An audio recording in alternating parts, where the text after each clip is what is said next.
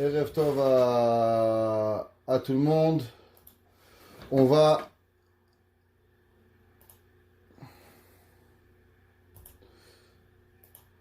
Ok, Erev Tov, on va commencer avec la Eshet Chayil. Alors, vous avez le texte devant vous.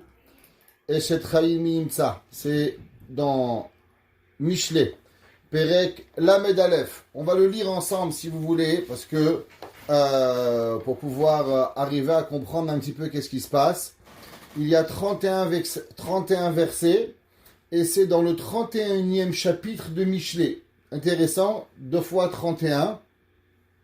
Ok.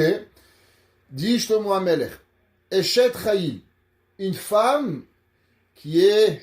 Ça veut dire, ça c'est inclus dans la Megillah, le Eshet Chayil? Ah non, Eshet Chayil c'est Mishlei. C'est dans, il y a les Migilot et il y a Mishlei. Mishlei c'est les Ketuvim. Ça c'est un livre dans les Ketuvim, Torah, Nevi'im, Ketuvim. Ça fait partie de Mishlei. Alors Shlomo HaMelech il écrit et il dit, Eshet Chayil, une femme vertueuse. Donc, en disant le mot Eshet Chayil, c'est qu'il affirme il existe une femme vertueuse. Shlomo HaMelech, il dit Eshet Chayil. Il donne un statut. Il y a une femme vertueuse. Par la suite, il dit Mi Yimtsa. Qui c'est qui va la trouver? Verachok. Et elle est loin. Mi Peninim. Alors, que veut dire le terme Mi Peninim? Si on va traduire littéralement, ça veut dire elle est loin de la perle. Une perle, ça s'appelle une pénina. Et il dit Verachok mi peninim micha. Et elle est lointaine de la perle, sa vente, son achat, ce qu'elle vaut. On ne comprend pas vraiment ce que Shlomo HaMelech veut dire. Autre question, vous savez que le Eshet Chayil se lit le vendredi soir. Savoir pourquoi on lit Eshet Chayil le vendredi soir. Chachamim nous disent, une des raisons qu'on lit le Eshet Chayil le vendredi soir, si vous prenez le Eshet Chayil que vous avez en face de vous, c'est Aleph, Bet, Gimel, Dalet, He, Vav, Zayin, Chet, Tet, Yud, Kaf, Lamed, Mem, Nun, Samech, Ayin, Pet, Tzadik, Kof, Resh, Shin, Tav. Vous voyez ici, il y a tout l'alphabet qui est devant vous. Le Eshet Chayil, il est comparé et il est en alphabétique des toutes lettres de l'alphabet. De plus, dans le Eshet Chayil, Chachamim nous disent, à part qu'on va voir l'explication profonde du Eshet Chayil, on veut, vous savez que, quand on a déjà parlé de ça souvent, quand on demande pardon à Kadosh Baruch Hu, on demande pardon à Kadosh Baruch Hu de deux façons. On demande à Kadosh Baruch Hu du sens qui va Aleph Atav, Aleph Bet Gimel, Hashamnu, Bagadnu, Gazalnu, toujours Aleph Bet Gimel Dalet He. Et aussi, on demande pardon à Kadosh Baruch Hu à l'envers, ce qu'on appelle Tashrak. Pour ceux qui se rappellent du cours avant Yom Kippour, on avait dit qu'il y a certains péchés qui sont en avance des lettres et certains péchés qui vont en arrière des lettres. On va prendre un exemple pour que tout le monde comprenne. Il y a par exemple la personne qui ne dit pas le Emet. Une personne qui ne dit pas le Emet, la vérité, elle a transgressé l'alphabet qui est en forme, dans le sens de l'alphabet. Pourquoi? Le Aleph, c'est la première lettre. Le Mem, c'est la lettre du milieu. Et le Tav, la dernière lettre. Donc ce sont des lettres croissantes. Aleph, Mem, Tav. Quelqu'un qui dit le mensonge, parce qu'on peut dire pas la vérité, on peut ne pas dire la vérité sans dire un mensonge. Le mensonge est une chose, la vérité est une autre. Le sheker, si vous voyez, c'est l'inverse. Shin, kuf, resh. Donc on va à l'opposé. C'est ce qu'on appelle tashrak. Tashrak, c'est ce qu'on appelle faire les lettres à l'opposé. Shin, resh, kuf. Ça veut dire d'abord il y a le shin, après il y a le resh, et après il y a le kuf. Ok? C'est ce qu'on appelle repartir à l'opposé. Dans le Shabbat, on ne dit pas de Tachanoun. Mais on veut... Oui. Shinker, c'est Shin Koufresh, oui. Shin Kouvresh, oui, bien sûr. Mais on a dit juste que on commence par la fin, le Shin, et on remonte. Okay. C'est ce qu'on appelle faire une Avera dans le sens pas avancer en amont, mais en aval. C'est-à-dire qu'on commence par la lettre qui est à la fin. Il y a plusieurs avérotes qu'on appelle aller à contresens. Et toujours quand on demande pardon à Kadosh Baruch Hu, on demande pardon à Hachem dans le Aleph Bet qui est en amont, et on demande à Hachem pardon en aval. Par exemple, si vous prenez dans les Sedichot de Yom Kippour, vous allez voir, très souvent les Sedichot elles vont Aleph Bet Gimel Dalet, et d'autres elles vont Taf, Shin, Resh, Kof, Tzadik, elles vont en aval. Dans le Shabbat aussi, on va dire deux prières. Une qui va être Aleph Bet Gimel jusqu'à Taf, et une qui va être de Taf jusqu'à Aleph. La première prière où on va dire Aleph à Taf, c'est Eshet Chayil, et la prière qu'on va dire de Taf à Aleph, ça va être dans le Moussaf. Si vous prenez la prière de Moussaf, elle commence Tichanta, Shabbat, Ratita, Korbanotea, Taf, Shin, Kuf, Resh.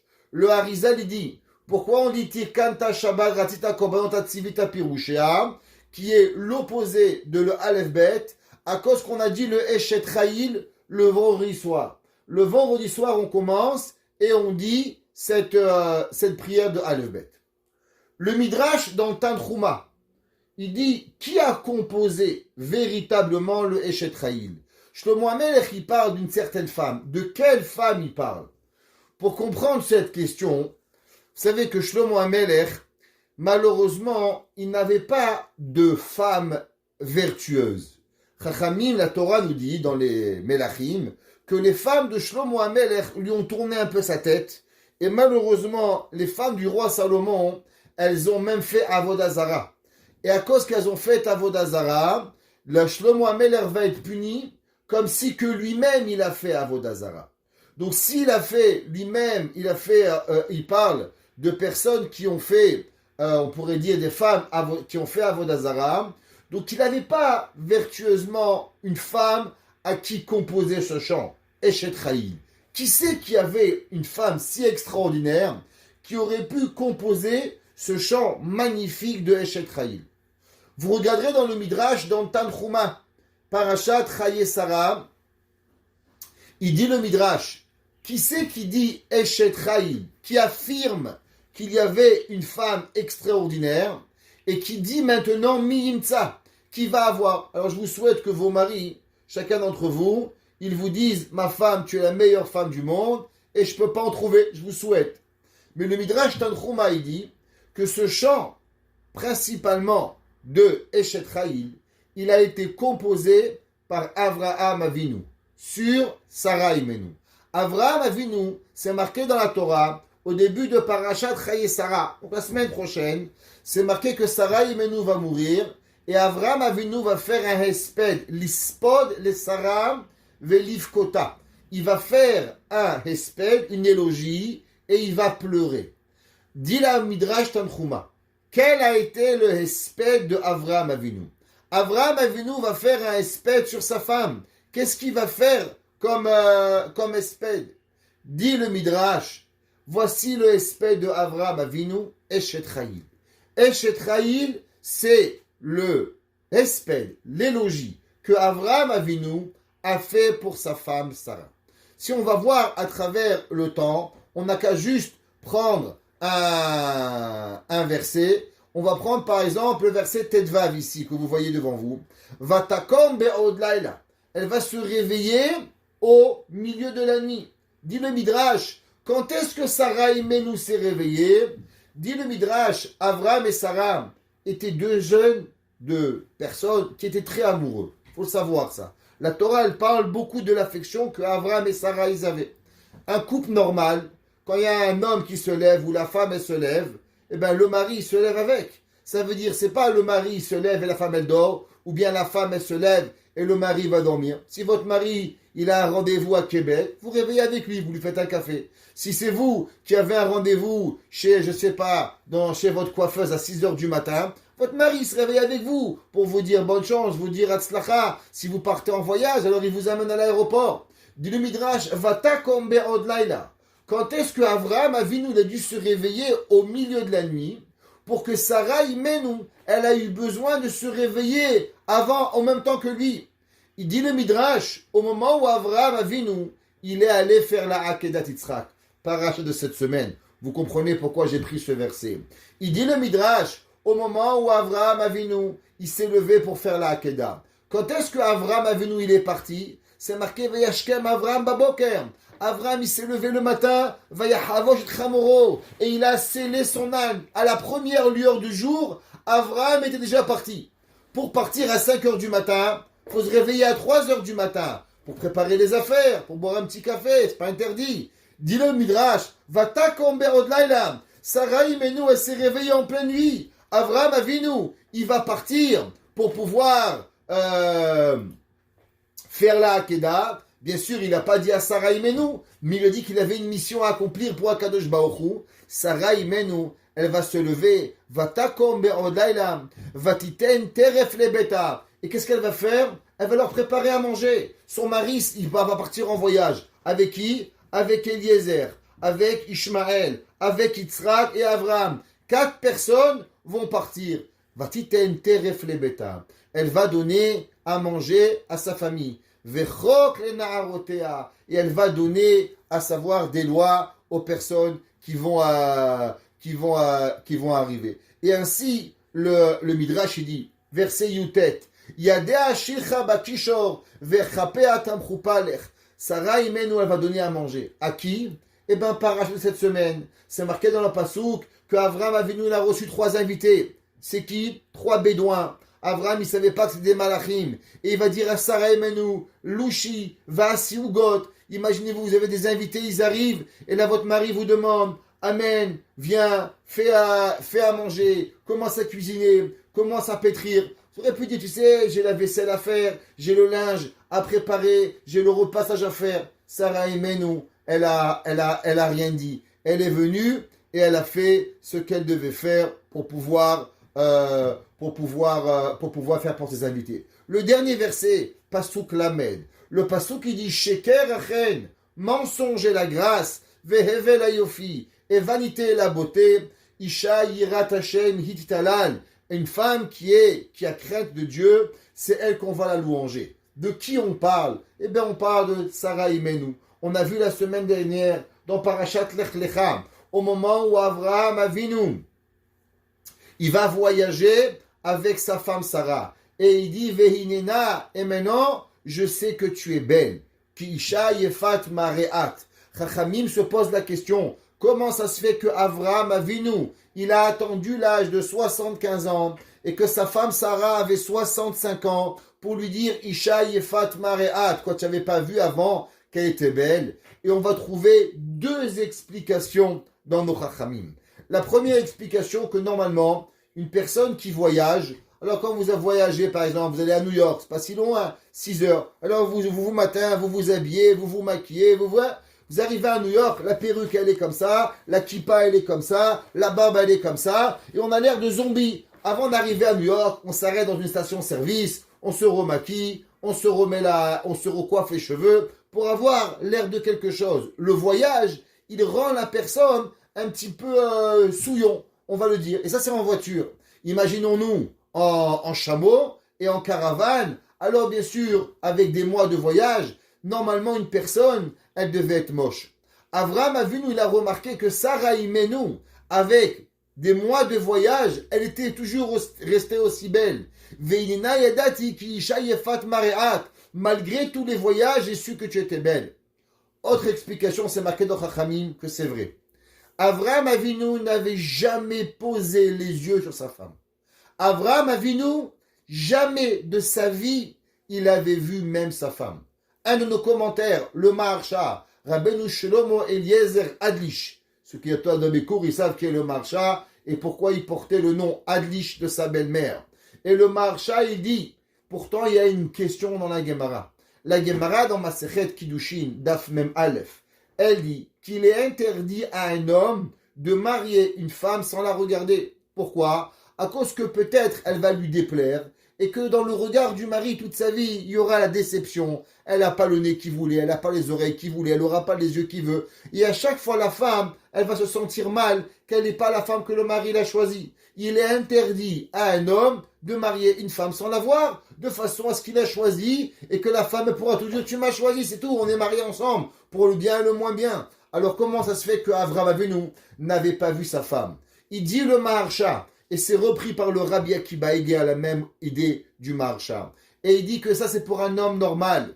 Mais il y a des personnes qui craignent Dieu, qu'en vérité ils savent très bien que la beauté physique, elle est seulement momentanée. Mais qu'en vérité ce qu'on recherche dans un mariage, c'est connecter profondément avec notre conjoint et notre conjointe.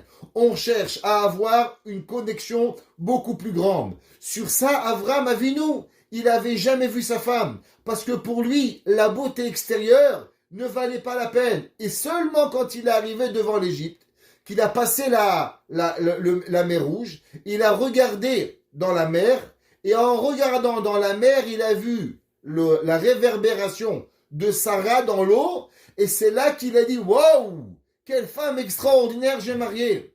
Sur ça, le verset, il dit, verset Lamed, « Sheker Achen, Avraham Avinu » il a dit « Mensonge et la grâce, Hevel Ayofi, vanité et la beauté, Isha Yirat Hashem » qui c'est qui a pu dire que ça ne m'intéresse pas la beauté? Avraham Avinu. Avraham Avinu avait marié la plus belle femme du monde. Madame Miss Monde, elle n'est rien par rapport à Sarah Imenu.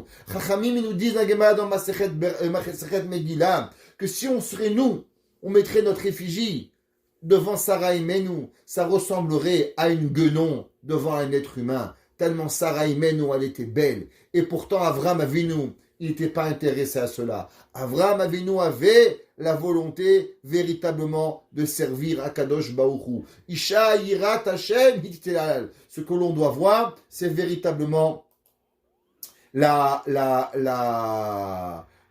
bonté d'Akadosh Baruch Hu. Il dit les Zera Shimshon, vous pouvez suivre avec moi. Isha Yirat Hashem Hittelal. Qui c'est qui a dit ça? Qu'une femme avec qui a la crainte de Dieu, c'est elle qu'on doit louanger. Ne croyez pas que c'est anodin. Il y avait un jour un rave qui s'appelait le Bet Israël. Le Bet Israël était le Admour de Gour. Dans la dynastie de Gour, si vous vous rappelez, on avait parlé du Chidouché Harim, on avait parlé du Sefat Emet. Et après le Sefat Emet, il y avait le Imre Emet. Et après le Imre Emet, il y avait un rave qui s'appelait le Bet Israël. Le Bet Israël était le 4e rabbi de la dynastie de Gour. Chidouché Harim, Sefat Emet, Imre Emet, Bet Israël. Un homme que personne ne pouvait regarder dans les yeux. C'était connu. Quand il allait donner les cours à la synagogue à Jérusalem, quand il regardait, tout le monde a baissé les yeux. Moi, j'ai connu un rave qui a dit « Ah, des bêtises, ça, c'est des chassidim. Moi, je ne suis pas un chassid, je ne crois pas à ces bêtises. Le rabbin, il va lever les yeux et je vais le regarder. » Alors, il est arrivé, le rabbi, il a levé les yeux au moment où il parlait. Et quand le rabbi ouvrait les yeux, tout le monde a baissé la tête. Lui, il a dit, moi, je ne vais pas baisser la tête, je vais regarder le rabbi dans les yeux. Et ce monsieur, ce rave, au moment où le Bet Israël, il a regardé, il a regardé dans les yeux. Et ceux qui connaissent un petit peu où est la synagogue de Gour, à Jérusalem, elle est en haut de Géoula. Et en une fraction de seconde, le monsieur, il s'est trouvé à 2 kilomètres en train de courir dans la rue. Il ne sait pas comment il est arrivé là-bas. C'est pas un chassid, c'est un rabbi que je connais, il s'appelle le Rav Kravitz. Ceux qui habitent à Paris, ils le connaissent, ils peuvent vous raconter l'histoire. Et ce Rav, le Rav Kravitz d'Épinay, exactement. C'est des amis intimes. Rabbi Yaakov Kravitz, il pouvait lui demander l'histoire. Je connais très bien son frère de l'écoute. Et le Bet Israël, on raconte que les rideaux de son bureau étaient toujours fermés. Et jamais les rideaux étaient ouverts. Et un jour, on a fait le ménage dans le bureau du Rav. Ouais, il y avait comme chez moi plein de livres de tous les côtés. Un jour, les chassidim sont rentrés, ils ont fait du ménage. Et ils ont aussi lavé la fenêtre. Et en levant la fenêtre, ils ont levé le rideau pour pouvoir la laver. En rentrant dans la chambre, le rabbi, il a regardé par la fenêtre et il a vu une femme dans le jardin. Il a commencé à pleurer. Et les élèves ont dit, Rabbi, pourquoi tu pleures? Il dit, parce que toute ma vie, j'ai fait attention à mes yeux. J'ai jamais voulu voir une femme. Et là, j'ai vu une femme dans la rue. Ça me dérange. Alors le gaba, le bedeau, il lui dit, mais Rabbi, c'était ta femme. Il dit, c'est pas vrai. Il dit, je te promets, Rabbi. Elle dit, jure-moi. le rabbi n'avait jamais vu sa propre femme. Un rave, pas parce que sa femme, elle mérite pas, parce qu'on parle de personnes qui avaient de l'amour, qui avaient de l'affection, qui aidaient leurs femmes et leurs enfants, mais qui avaient une autre vie. Il dit, Shir Hashirim, Eshet Chaisha Yirat Hashem. Qui sait qui peut louanger une femme parce qu'elle a la crainte de Dieu. Ce qui nous intéresse à nous, c'est pas tellement la beauté. Des gens beaux, il y en a. Des gens moins beaux, il y en a. Mais c'est quelque chose que véritablement on trouve très peu. Ça s'appelle la Yirat Shamayim. C'est quoi la Yirat Shamayim? La crainte de Dieu. Il dit le Zera Shimshon, Eshet Chayil Ateret Ba'ala.